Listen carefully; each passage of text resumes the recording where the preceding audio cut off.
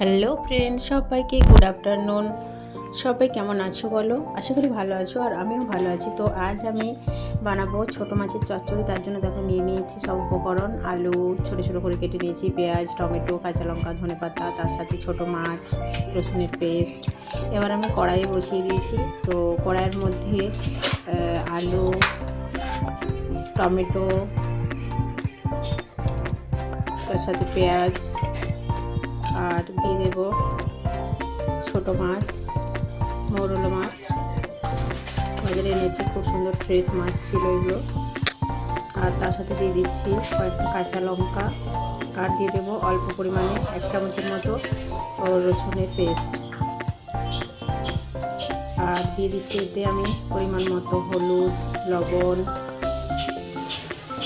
আর দিয়ে দেবো লঙ্কার গুঁড়ো, জিরের গুঁড়ো। তো দিয়ে পরে সাদা তেল দিয়ে দিচ্ছি। তারপরে এটাকে আমি ভালো করে হাত দিয়ে মেখে নিচ্ছি।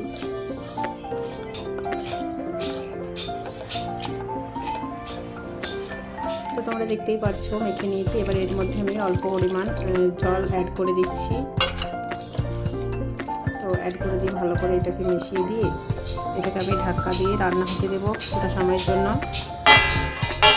ওই 3 থেকে 4 মিনিটের মতো রান্না হবে। তো হয়ে এসেছি এবার, এবং খুলে দেখবো কতটা হয়েছে।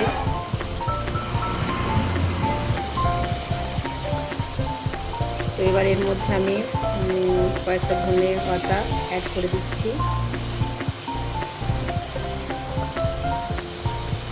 ধনে পাতা দেওয়ার পর আমি এটাকে একটু উল্টে নেব, তলটা লেগেছে কিনা আমি দেখে নেব আস্তে করে,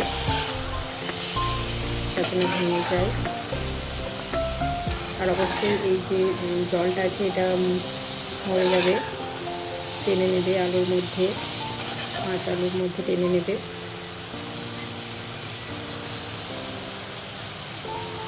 তো মাছটা প্রায় হয়ে এসেছে।